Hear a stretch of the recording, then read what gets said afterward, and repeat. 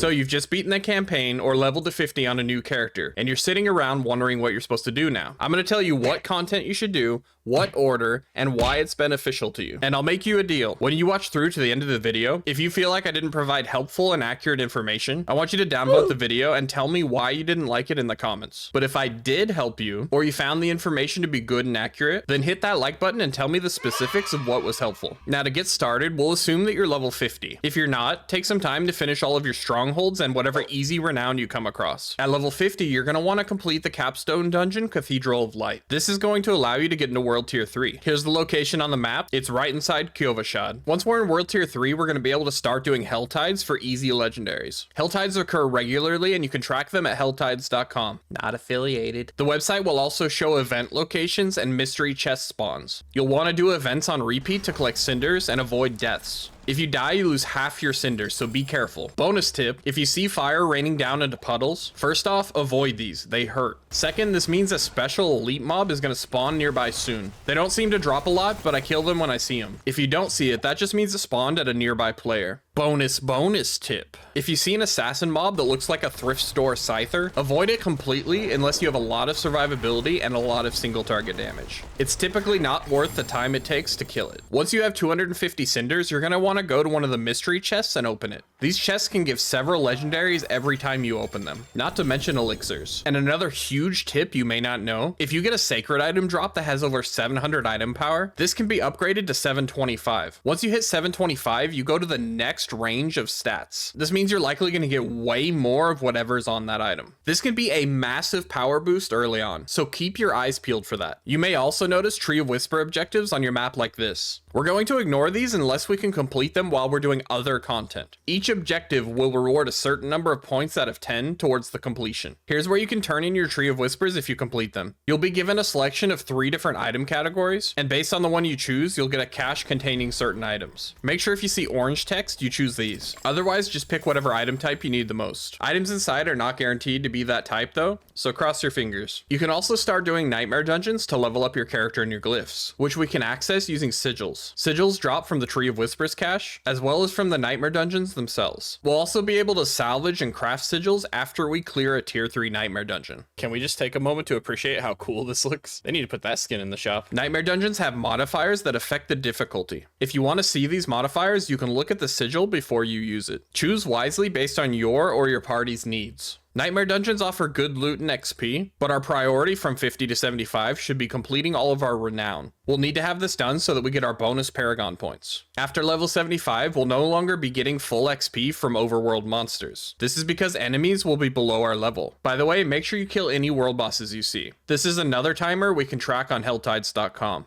Not affiliated. Not only do world bosses give solid loot, but they also give us 5 points towards our Tree of Whispers completion and decent experience. Now, most players should be able to complete the Capstone to get into tier 4 by level 65. Here's the location on the map. If you're able to, move up to world tier 4 no earlier than level 60. If you happen to struggle with the dungeon, don't worry about it, just go when you feel comfortable. We want to streamline the leveling process, so we shouldn't be doing anything that's too challenging. Now, when we first arrive in world tier 4, we're going to want some ancestral gear. We'll hit Helltides right away so we can get some quick legendaries. During the Helltides, make sure you focus on the events so that you're also getting obols. This will allow us to double up and get more bang for our buck. After level 75, Helltides and Nightmare Dungeons become our only decent source of experience. However, Nightmare Dungeons are going to be our #1 focus for progression. Our goal in Nightmare Dungeons is to fight enemies that match our level. For example, at level 75, you want to do tier 21 Nightmare Dungeons. Then we'll progressively raise the level of the Nightmare Dungeons based on our level. It's okay if enemies are a bit above us, but we never want to fight anything below us, and we only get experience bonus up to 10 levels above us. But oftentimes, the experience bonus is not worth the increased difficulty.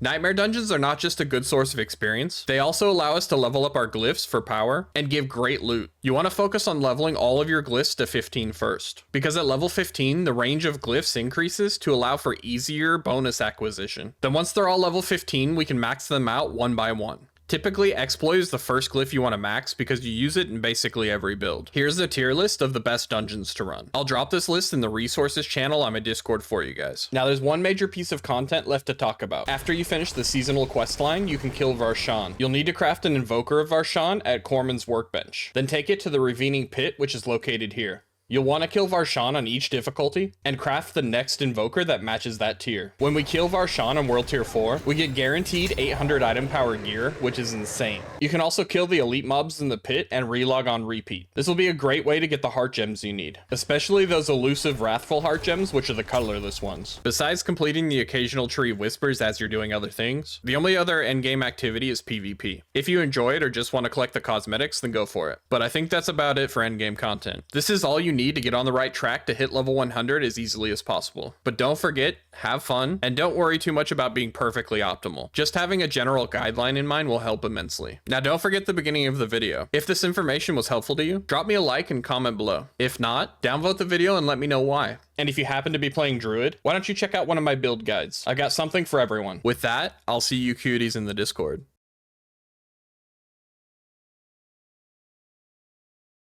Listen. Shh, shh, shh, shh. It's okay. Shh. Daddy Druid's here now.